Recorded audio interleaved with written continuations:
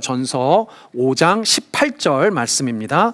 데살로니가 전서 5장 18절 말씀입니다. 네, 우리 하나님 주신 말씀입니다. 다 같이 일어나서 오늘 한 절입니다. 길지 않습니다. 우리 한 목소리로 함께 우리 하나님 말씀 받도록 하겠습니다. 같이 하나님 말씀 있습니다. 시작. 범사에 감사하라. 이것이 그리스도 예수 안에서 너희를 향하신 하나님의 뜻이니라. 아멘. 앉아주시기 바랍니다. 제가 잠깐 기도하고 추수감사주일 메시지 전하도록 하겠습니다. 아버지 감사합니다. 참으로 감사합니다. 모든 것에 감사합니다. 주님, 사랑하시는 귀한 성도님들, 우리 함께 모여 예배할 때 주께서 우리의 마음 가운데 풍요와 너그러운 마음, 특별히 주님만 향하는 마음 갖게 하시고 이제 말씀 앞에 섭니다. 이 말씀을 통해 다시 한번 주님이 우리를 얼마나 사랑하시는지 깨달으며 주 앞에 감사의 마음이 충만할 수 있도록 역사하여 주시옵소서. 부족한 종을 세우셨습니다. 주의 종을 주님이 살피시고 영광만 전할 수 있도록, 주님만 밝히 드러낼 수 있도록 인도하여 주시옵소서. 감사드리며 예수님의 이름으로 기도합니다. 아멘. 할렐루야. 우리 인사 나누겠습니다. 사랑합니다. 축복합니다. 네, 인사를 즐겁게 반갑게 한 번 더 나눌까요? 함께 해주셔서 감사합니다. 함께 해주셔서 감사합니다. 네, 그래요. 감사합니다. 네, 추수감사가 되면 왠지 이제 한 해 끝난 것 같잖아요. 한 해를 이렇게 저도 이제 추수감사주일 예배만 되면 한 해 동안 이런 게 이제 이렇게 붙는데 입에 어쨌든 다 지난 거 아니지만 또 남은 이 올 한 해도 감사가 가득해야 되지만 특별히 올 한 해 주셨던 수많은 아버지 하나님의 또 주님의 은혜에 감사하는 오늘 예배 시간 되었으면 좋겠습니다. 특별히 올해 성도의 기쁨을 회복하자라는 주제로 뭐 여러 가지가 있었지만 성경 말씀 함께 읽는 시간이 계속 있었는데요. 말씀 통해서 하나님 경험합시다 이런 얘기를 좀 했었습니다. 성경 많이 보셨습니까? 성경 많이 읽으셨어요? 네, 눈빛이 좋습니다. 감사합니다. 성경 읽다 보면 여러 성경적인 용어들 있죠. 좀 교회에서 많이 쓰는, 세상에서 많이 안 쓰는데 뭐 사랑, 뭐 세상에서 쓰지만 뭐 은혜, 뭐 기쁨, 영광 뭐 이런 단어를 다 좋잖아요. 뭐 부담되는 단어들도 있습니다. 뭐 고난, 뭐 십자가, 뭐 순종, 지난번에 무슨 책임, 뭐 우리 제자도 뭐 이런 거 다 좀 부담되죠. 여러분들 감사라는 단어는 좀 어떻습니까? 감사라는 좀 뭐 부담스러우신가요? 혹시 감사라는 단어가? 네. 지난 얼마 전에 우리 성도님 중에 감을 이제 많이 수확을 하셔가지고 조금 이제 아주 시중에 뭐 비교할 바 없이 그냥 아주 사실은 그냥 주시고 싶으신데 뭐 차마 또 그냥은 그러니까 아주 뭐 저렴한 가격에 감을 이렇게 내주셨습니다. 그래서 저희가 이제 좀 감을 사고 그랬는데 얼마나 감사한지 몰라요. 그렇죠? 이 미국 땅에서 한국에서나 이렇게 풍요하게 맛볼 수 있는 아주 맛있는 단감을 먹을 수 있으니까 얼마나 감사합니까? 또 가만 뒀으면 아마 이렇게 따기도 힘들고 그러니까요. 까마귀 밥이나 됐을 걸 성도님들이 이렇게 다 함께 사주시고 나누니까 또 얼마나 감사한 일입니까? 그렇죠? 감 맛있었잖아요. 맛있죠? 좀 드셔보셨나요? 예, 다들 또 나눠서 먹으니까 감이 얼마나 많이 맛있었는지 이렇게 얘기도 공통화제도 생겼잖아요. 할렐루야, 감사한 줄 믿습니다. 감사한 일을 찾자고 하면 감을 사는 것으로도 감사할 수 있어요. 네, 이게 이제 영어에 너무 익숙하셔갖고 감을 사는 것으로도 감사할 수 있습니다. 마음을 조금만 너그럽게 먹으시고 조금만 여유를 찾으시면 많은 일에 감사할 수 있어요. 오늘 설교 제목이 범사에 감사하라잖아요. 범사에 감사하라. 여러분들 뒤에 보시면 물음표와 느낌표가 제가 실수로 넣은 게 아니고 의도적으로 넣은 겁니다. 여러분들 그리스도인이라면 감사가 마치 어떤 의무처럼 반드시 그래야 하는 것처럼 이렇게 생각하기가 쉽습니다. 그러나 의무나 뭐 이런 것이 아니라 오히려 저 말씀이 은혜라는 것을 깨닫는 시간 되셨으면 좋겠습니다. 그래서 야, 범사에 감사하라고? 야, 그게 가능해? 라는 물음표로 시작하셨다면 마지막에는 그렇구나 라는 마침표로 여러분들 이 말씀이 좀 끝나는 시간 되었으면 좋겠습니다. 그런 은혜가 있기를 축복합니다. 아멘. 오늘 본문을 다시 한번 좀 읽어볼까요? 한 절인데요. 같이 한번 다시 한번 읽어보겠습니다. 시작. 범사에 감사하라. 이것이 그리스도 예수 안에서 너희를 향하신 하나님의 뜻이니라. 범사에 감사하라. 저도 참 범사에 감사하고 싶습니다. 여러분들 그러시죠? 모든 일에 감사한 일만 있으면 얼마나 좋겠습니까? 사실 여러분들 잘 아시는 대로 이 데살로니가전서 5장 지금 18절을 읽었는데 16절, 17절까지 이어서 쉬지 말고 기도하라. 쉬지 말고 항상 기뻐하라. 쉬지 말고 기도하라. 범사에 감사하라. 이게 세 개가 보통 묶여서 이렇게 있지 않습니까? 이렇게 묶어서 쓴 이유가 있기는 한데 뭐 자세한 거는 나중에 좀 보더라도 사실 쉬운 명령이 아닙니다. 다 명령문으로 돼 있거든요. 근데 특별히 오늘 18절만 딱 저렇게 떼놓고 읽어보니까 가만히 보니까 좀 무섭더라고요. 이게 왜 무서워요? 범사에 감사하라가 하나님의 뜻이래요. 하나님의 뜻. 명령입니다. 하나님의 뜻으로 명령으로 주신 말씀이에요. 우리 말에는 이제 쉽게 눈에 안 띄는데 원문에 보면 가르라는 헬라어가 들어가 있어요. 가르라는 헬라어의 뜻은 because랑 같은 말입니다. 왜냐하면이란 뜻이에요. 영어 성경에 보면 for가 들어가 있습니다. 왜냐하면 이유를 뜻하는 건데, 그러니까 무슨 말입니까? 감사해야 하는 이유, 범사에 감사해야 하는 이유가 하나님의 뜻이기 때문이에요. 하나님의 뜻이신 우리는 어떻게든지 감사를 해야 돼요. 범사에. 그러니까 이건 무서운 말입니다. 이거 우리가 어떻게 하지? 범사에 감사는 이거 불가능한 일 아니야? 이렇게 생각하기가 너무 쉽다는 거죠. 그런데 하나님의 뜻이라면 어떻게든 해야만 하는 거니까 사실은 말씀을 묵묵하게 가만히 보면 우리에게는 대단히 무서운 얘기일 수도 있습니다. 근데 여러분, 범사에 감사라는 말은 우리가 모든 일에 감사할 수 있다라는 그런 뜻이 아니에요. 우리가 모든 것을 감사할 수 있다, 감사할 수 있는 능력이 있다, 이걸 전제하는 말이 아닙니다. 그래서 하나님이 야, 너 감사하지 않으면 내가 혼낼 거야. 너 감사하지 않으면 내가 뭐 벌 줄 거야. 너 뭐 구원 안 해줄 거야. 뭐 이런 얘기가 아닙니다. 여러분들, 하나님의 뜻이라면 우리에게 감사라는 것이 부담으로 다가올 수도 있지만 사실 이 표현은 부담이 아니라 은혜예요. 왜 은혜냐? 이 말은 내가 하나님이 우리에게 이렇게 말씀하시는 거예요. 내가 반드시 너의 모든 일에 감사할 수 있는 존재가 되게 하겠다는 거예요. 네가 겪는 그게 무슨 일이든지 간에 반드시 너로 하여금 감사하는 존재로 만들겠다라는 하나님의 뜻이에요. 그게 하나님의 뜻입니다. 영어는 오늘 본문에 보면 범사라는 말을 영어로 보니까 in all circumstance예요. 우리말로 하면 모든 상황입니다.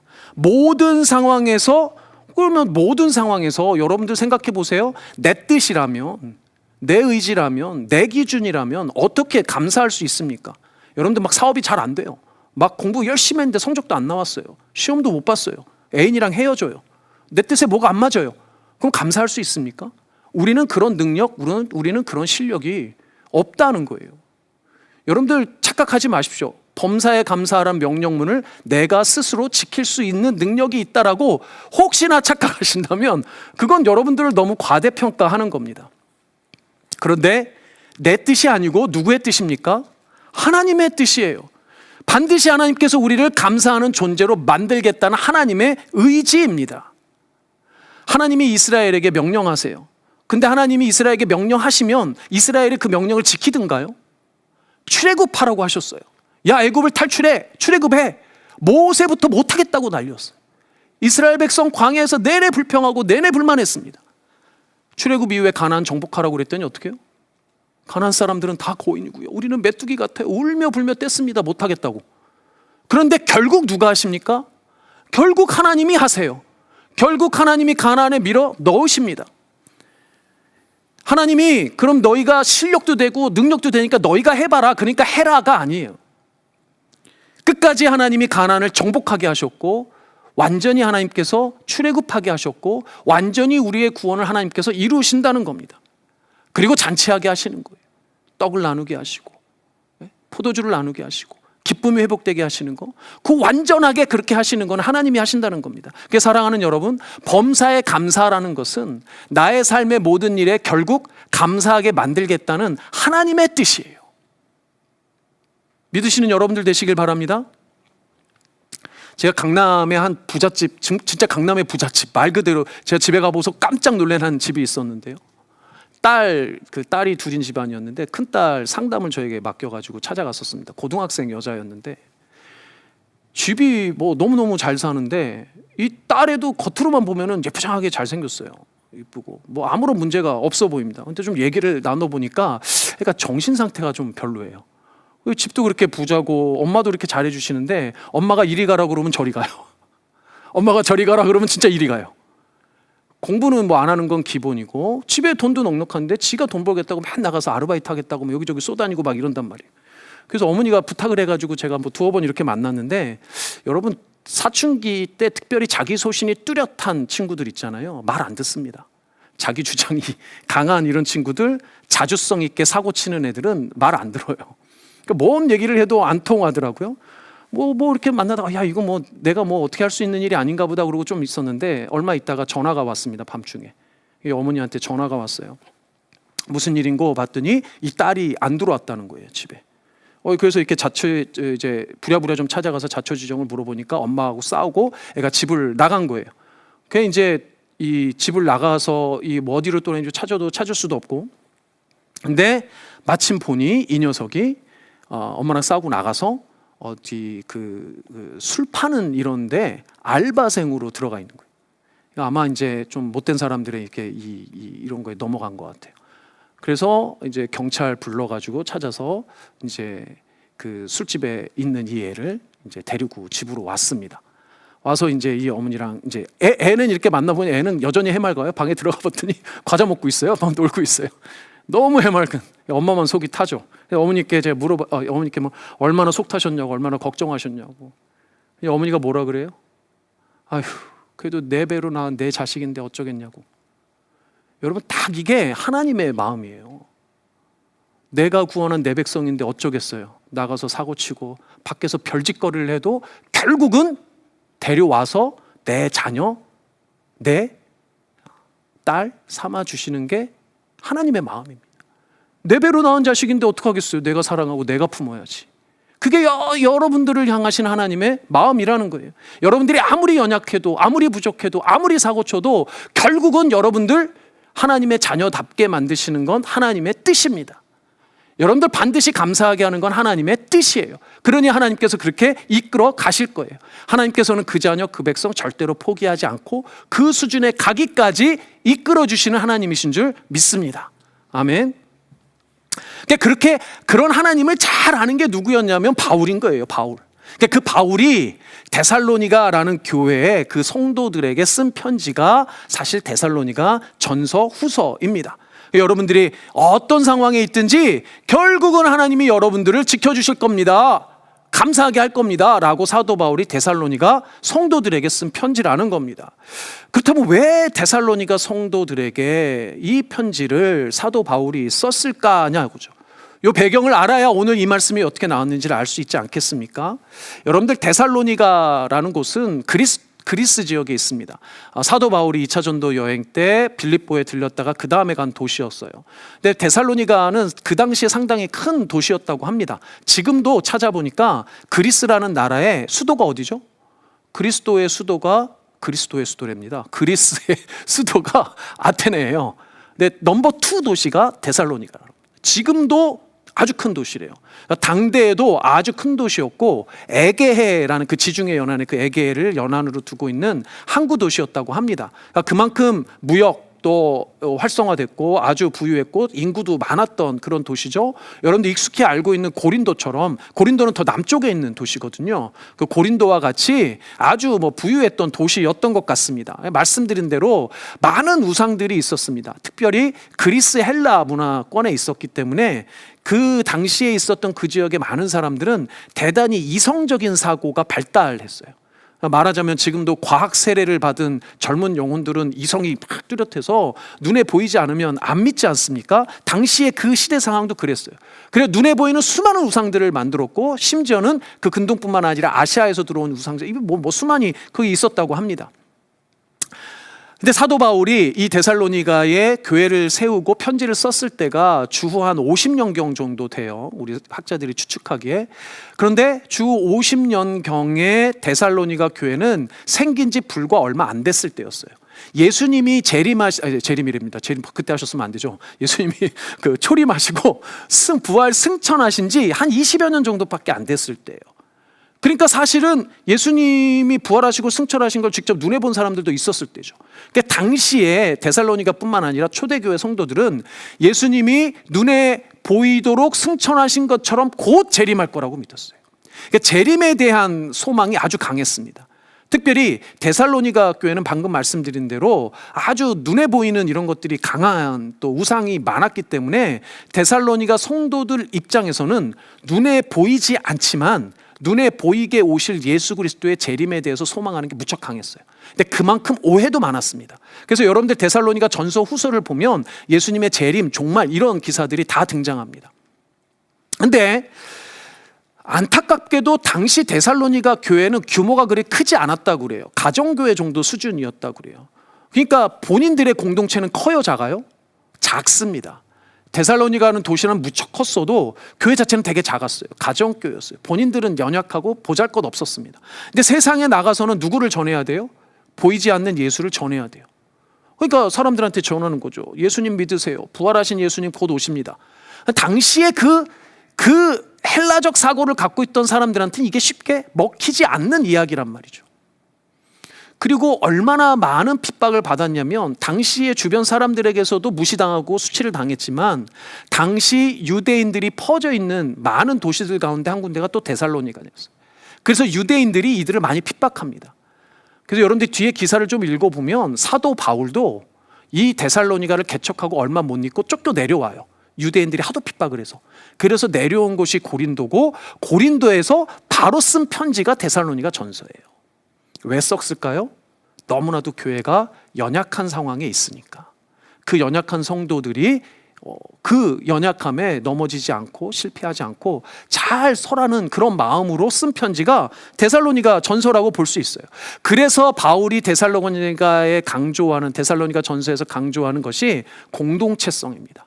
너희가 교회됨이 무엇인지 공동체성에 대해서 특별히 후반부에 많이 강조하는데 오늘 본문이 속한 5장 18절은 구조상 5장 15절에서 22절까지 마지막 편지잖아요. 편지의 마지막 권면부에 해당하는데 그 권면의 중앙부에 해당합니다. 자, 그런데 그 권면의 내용이 뭐냐면 12절 13절은 교회 공동체 지도자의 목회자를 존귀하게 여기라는 권면입니다. 그렇게 권면으로 시작해서 마지막 권면이 뭐로 끝나냐면 너희가 서로 화목하라예요.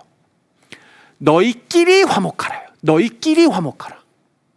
사랑하는 여러분들 화목을 실천하는 첫 번째 장소는 교회 공동체입니다. 세상에 나가서 어디 제가 도시도 강조하고 여러 가지 많이 강조했지만 그럼에도 불구하고 화목을 경험하고 화목을 실천해야 되는 가장 첫 번째 장소는 교회 공동체예요. 세상이 얼마나 험하고 세상이 얼마나 악합니까? 여러분들 세상에 나가서 예수 전하는 게 얼마나 어렵습니까? 여러분들 복음으로 살아내는 게 쉽지가 않습니다. 그런데 교회 공동체에 오면 전우들이에요. 여기 깨지고 저기 찢어지고 여기 다치고 여기 상처 입었을 때 교회 공동체 안에서 여러분들 서로 화목함으로 부대껴 안아주고 약한 자, 다친 자 채워주는 것이 위로해주는 것이 회복시켜주는 것이 교회 공동체란 말이에요. 그래서 바울이 뭘 권면합니까? 야, 너희끼리 먼저 화목하라는 거예요. 너희 안에서 싸우거나 다투거나 너희 안에 연약한 자 부족한 자를 멸시하거나 무시하지 말고 너희 안에 서로 연약한 자를 채워주고 부족한 자 도와주고 아픈 사람 챙겨주라는 거예요. 그래서 이어지는 말씀에 이렇게 14절 15절이 이어집니다. 또 형제들아 너희를 권면하노니 게으른 자들을 권계하며 마음이 약한 자들을 격려하고 힘이 없는 자들을 붙들어주며 모든 사람에게 오래 참으라. 15절 같이 읽습니다. 시작. 삼가 누가 누구에게든지 악으로 악을 갚지 말게 하고 서로 대하든지 모든 사람을 대하든지 항상 선을 따르라. 무슨 얘기를 하는 겁니까? 여러분들 앞에 보면 게으른 자라는 표현이 있어요. 게으른 자. 저 게으른 자는 몸이 게으르다, 육신이 게으르다라는 표현이 아닙니다. 게으르다는 표현은 원어의 의미는 무질서한 사람이에요. 무질서한 사람. 그러니까 교회의 어떤 그런 말씀에 순종하지 않고 무질서한 사람, 초신자들 가운데 그런 사람들 있지 않습니까? 신앙생활 오래 해도 그런 사람들 있을 수 있습니다. 어느 교회나 있어요. 마음이 약한 자들은 어떤 사람이냐면 신앙적으로 아직 작고 여린 자, 신앙적으로 성숙하지 못한 사람을 의미합니다. 힘이 없는 사람은 우상이나 많은 유혹에 넘어가는 이런 사람들을 의미해요. 교회 안에 이런 사람들이 있다는 거예요. 데살로니가 교회 안에 그런 사람들이 있었다는 거예요. 근데 여러분들 생각해 보세요. 한번 생각해 보십시오. 그런 부족함이 있고 연약함이 교회 안에 있는 이유가 뭡니까? 여러분, 예수 그리스도가 세우신 공동체면 완전해야 될 거 아니에요. 완벽해야 될 거 아니에요. 부족함이 없어야 될 거 아니에요. 그럼에도 불구하고 사도 바울도 말하고 성경이 그리고 있는 교회의 모습, 우리가 이 시대에 경험하는 진짜 바른 교회더라도 교회에 연약함이 있어요. 교회에 부족함이 있어요. 왜 그럴까요? 여러분들, 물이 흘러가는 걸 한번 생각해 보십시오. 물이 고이면 썩습니다. 물은 반드시 흘러야 돼요. 근데 물이 흐르려면 평평해서는 흐르지 않아요. 물이 흐르려면 높은 데도 있어야 되지만 낮은 데도 있어야 됩니다. 그래야 물이 흘러요. 그래야 물이 맑습니다. 마찬가지예요. 교회 안에서 은혜가 흐르려면, 은혜를 경험하고 화목하고 행복하려면 그런 은혜를 경험한 일들이 생겨야 되잖아요. 은혜를 경험할 일이 생기지 않는데 어떻게 은혜를 경험합니까? 어떻게 우리가 은혜를 경험합니까? 부족한 부분이 채워지는 은혜를 경험하는 거예요. 연약한 부분이 강해지는 은혜, 무질서가 질서가 되는 은혜를 경험해야 되는 겁니다. 그러니까 교회 안에 연약함도 있고 부족함도 있는 거예요. 무질서가 있는 겁니다. 그런데 상대적으로 그보다 풍족한 사람도 있는 거고, 그보다 강건한 사람도 있는 거고, 그보다 여유 있는 사람도 있는 거예요. 이건 단순히 세상적인 물질적인 어떤 이런 부분을 의미하는 것이 아닙니다. 여러분들 신체적인 것만 의미하는 게 아니에요. 여러분들 영적인 풍요함, 여러분들 그리스도와 맺고 있는 그 관계에서의 넉넉함과 여유를 의미합니다.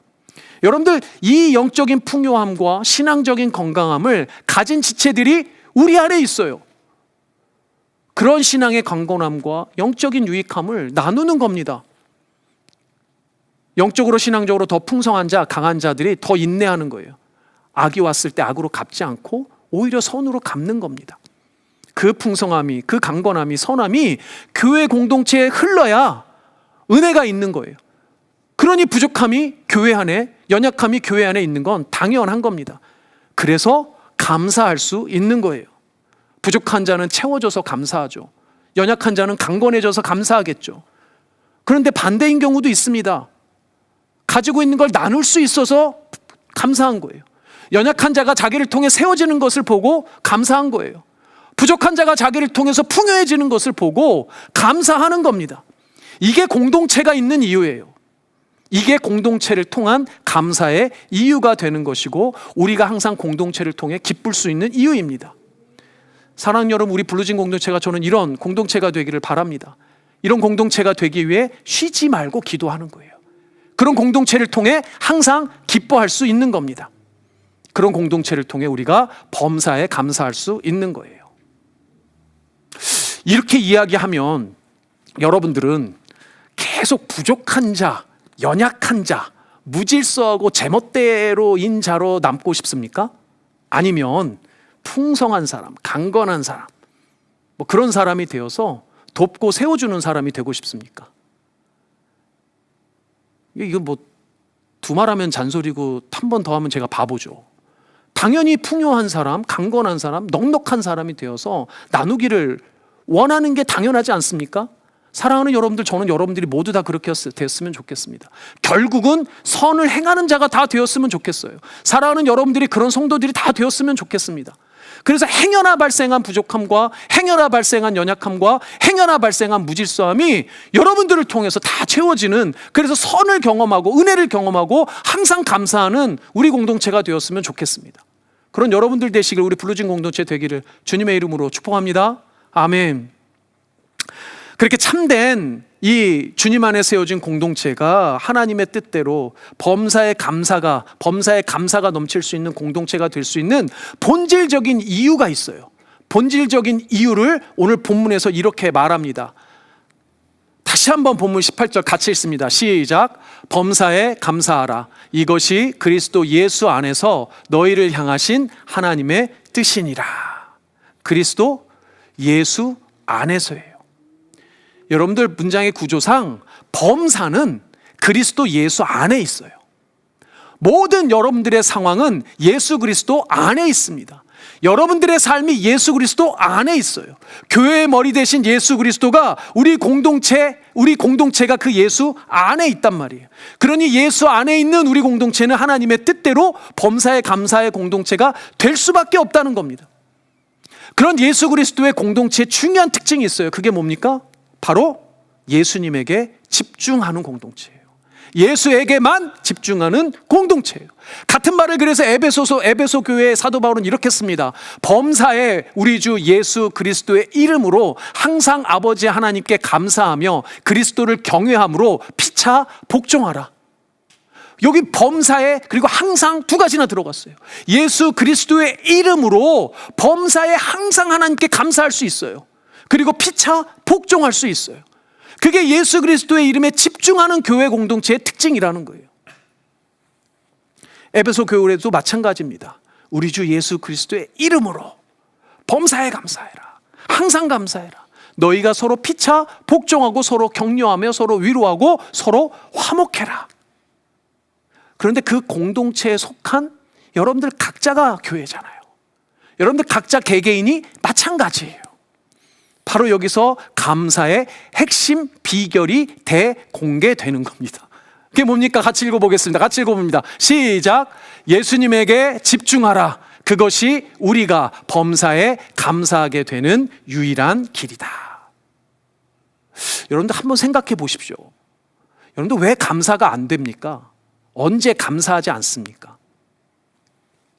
자기 자신에게 집중하기 때문에 감사가 안 돼요. 내게 벌어진 일들, 나를 둘러싼 사람들, 나를 힘들게 하는 일들, 나를 힘들게 하는 사람들, 나만 자꾸 보고 있으면 감사할 일이 없어요. 그 모든 힘든 일들, 사람들 때문에 너무나 힘들어하는 자기 자신에 집중하면 감사할 수가 없다는 겁니다.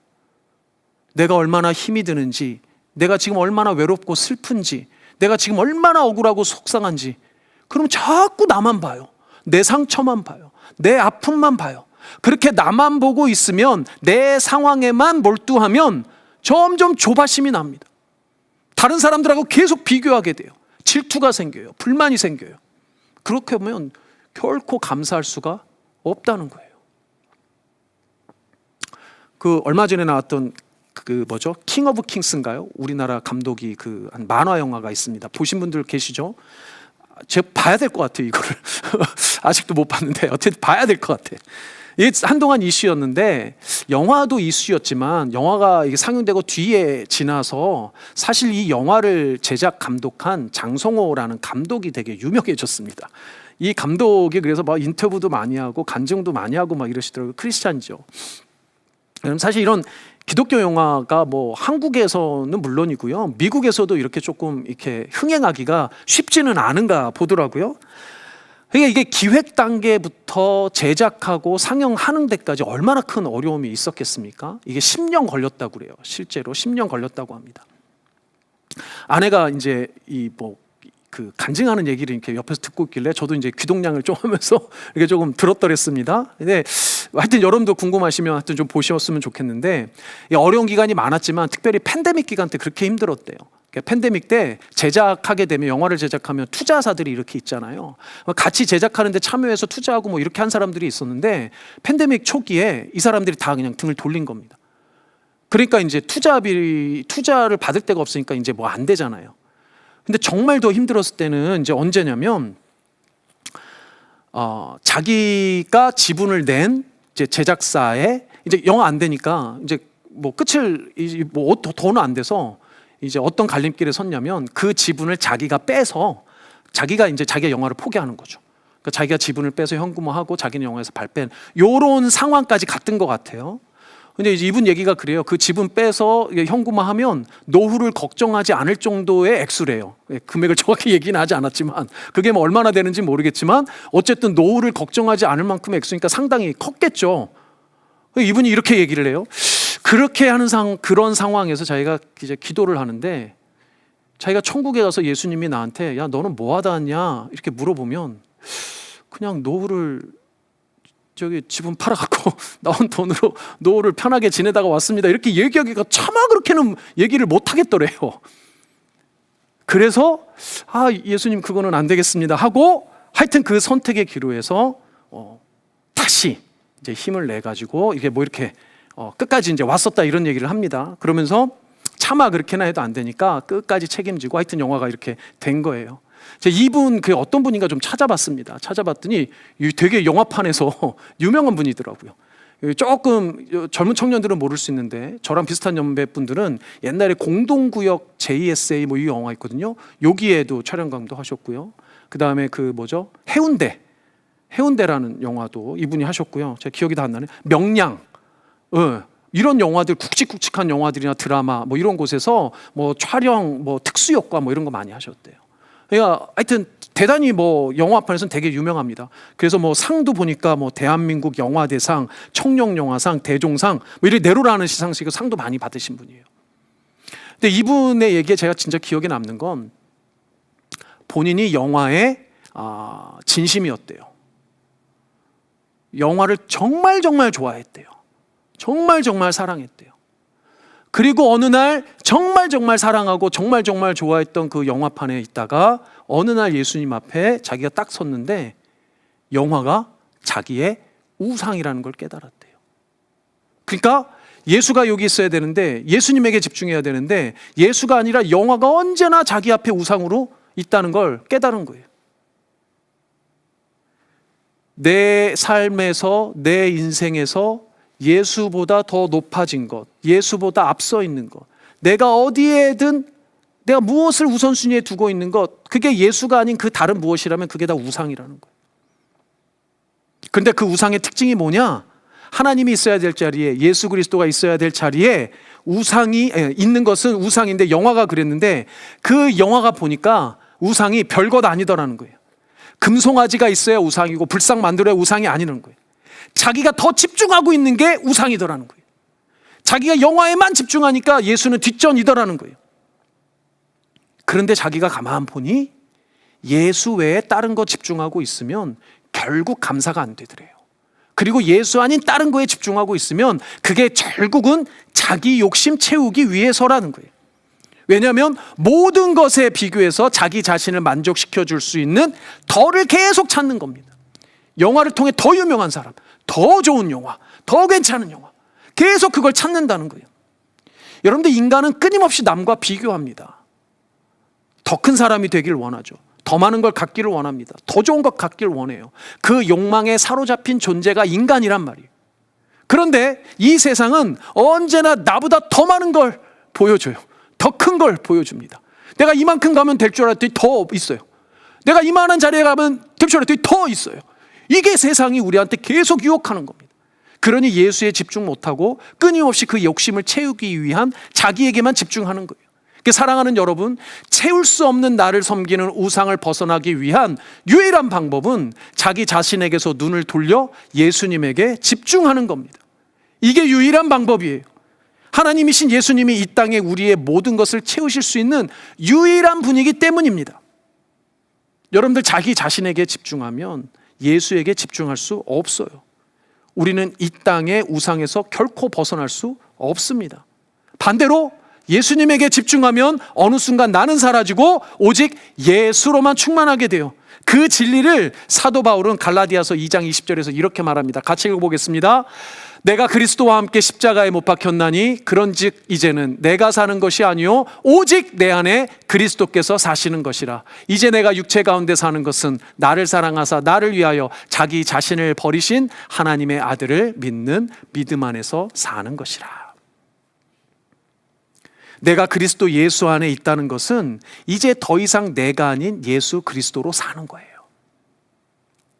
그것이 그리스도인의 정체성입니다. 이제 더 이상 나는 없고 예수만 남는 삶. 그런 삶은 당연히 예수님에게만 집중하게 돼 있습니다. 그래서 그리스도인의 감사가 범사의 감사라면 그 범사의 감사와 동의어는 예수 안에서 예수님에게만 집중하는 거예요. 눈먼 자의 눈을 뜨게 하셨습니다. 말 못하는 자의 입을 열어서 그 연약함을 치우신 예수님에게만 집중하는 거예요. 38년 동안 베데스다 연못에서 그 연못물에 들어가기를 기다리고 있었던 그 병자를 치유하시고 그 서름을 회복시켜 주신 예수님에게만 집중하는 겁니다. 물고기 2마리 떡 5덩이로 5,000명의 굶주린 배를 채우신 예수님에게만 집중하는 거예요. 사람들에게 따돌림 당했어요. 무시당했던 부자 삭개오의 마음을 풀어주시고 그를 높여주신 예수님에게만 집중하는 겁니다. 12해 동안 혈루병을 앓으며 모든 수치와 멸시를 견뎠던 그 여인의 그 혈루병뿐만 아니라 마음의 상처를 회복시켜 주신 그 예수님에게만 집중하는 거예요. 죽은 오빠를 앞에 두고 어찌할 수 없어 눈물을 흘리고만 있었던 마리아와 마르다, 그들의 눈물을 씻겨주셨을 뿐만 아니라 죽은 나사로까지 살려주신 예수 그리스도에게만 집중하는 거예요. 우리 죄를 대신해서 채찍 맞으시고 대신 침도 다 맞으셨어요. 욕도 다 들으셨어요. 벗겨지신 채로 십자가에 매달려서 여러분들을 위해서 구원해 주신 그 예수 그리스도에게만 집중하는 겁니다. 그게 여러분들 감사의 유일한 방법이며 그게 여러분들이 그리스도인이라는 참된 이유인 겁니다. 그렇게 그리스도에게 집중하시면 여러분들의 영안이 열리고 예수님이 새롭게 보일 거라 확신합니다. 여러분들의 모든 연약함, 서름, 억울함, 굶주림, 외로움, 두려움 모두 끌어안으시는 예수 그리스도 보게 되실 거예요. 여러분 대신에 아파하시고 괴로워하시고 슬퍼하시며 고통스러워하시는 예수님 여러분들 분명히 보게 될 겁니다. 그리고 결국 그 모든 부족한 연약함 다 채우시고 완전한 기쁨과 영광의 승리로 여러분들 앞에 나오실 것이 바로 그 예수 그리스도일 겁니다.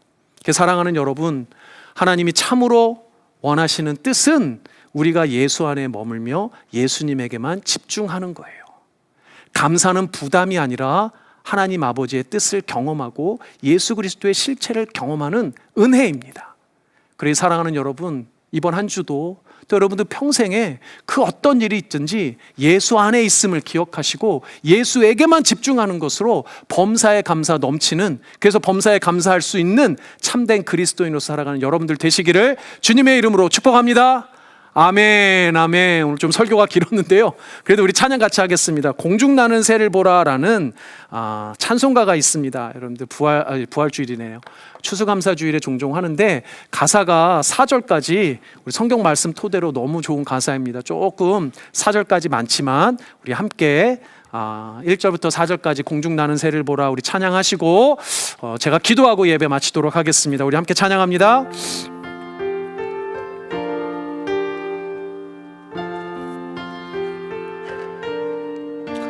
공중나는 새를 보라 농사하지 않으며 곡식 모아 곡간 안에 들인 것이 없어도 세상 주관하는 주님 새를 먹여주시니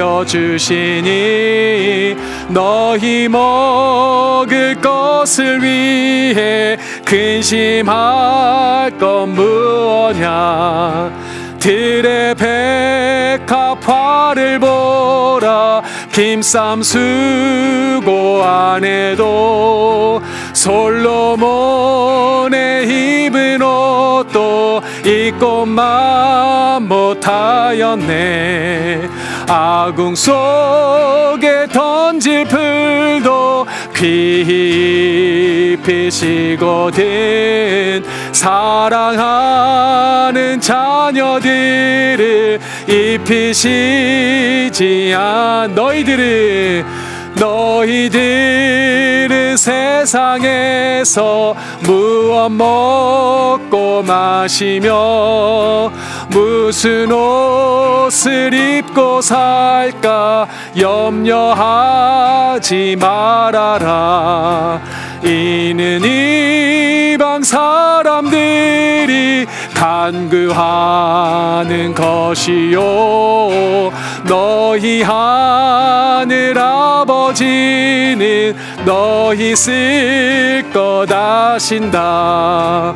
너는 먼저 주의 나라 그의 의를 구하면 하나님이 모든 것을 너희에게 주시리. 아멘. 내일 일을 위하여서 미리 염려 말지니 내일 염려 내일 하라. 오늘 고생 족하다. 아멘. 자, 이제 잠깐 기도하고 우리 축도로 예배 마치겠습니다. 아버지여, 감사합니다. 주의 나라와 주의 의를 먼저 구할 때, 예수 그리스도 안에 있으므로 예수에게만 집중할 때, 아버지 하나님, 주님께서 허락하신 그 넉넉한 감사, 범사의 감사가 허락될 줄 믿습니다. 우리 사랑하는 성도님들, 어떤 삶의 정황과 상황 가운데서도 그 모든 상황과 정황, 이 모든 우주가 예수 안에 있음을 믿고 예수 그리스도에게 집중하며 나아가는, 그래서 범사의 감사로 주 앞에 영광 돌리는 복되고 귀한 주의 자녀들 다 될 수 있도록 주님께서 축복하시고 함께하여 주시옵소서. 지금은 우리를 구원하여 주신 예수 그리스도의 은혜와 아버지 하나님의 사랑과 성령 하나님의 교통하심이 주 앞에 머리 숙여 감사로 영광 들리며 경배하는 주의 사랑하고 복된 주의 성도님들, 특별히 범사의 감사 예수 그리스도에게만 집중하기를 소망하고 작정하는 우리 사랑하는 블루진 한인교회 모든 성도님들의 머리 위에와 이들의 가정과 일생 위에 먼 타지에 나가 있는 가족들에게까지 지금으로부터 영원토록 함께 있을지어다. 아멘. 아멘.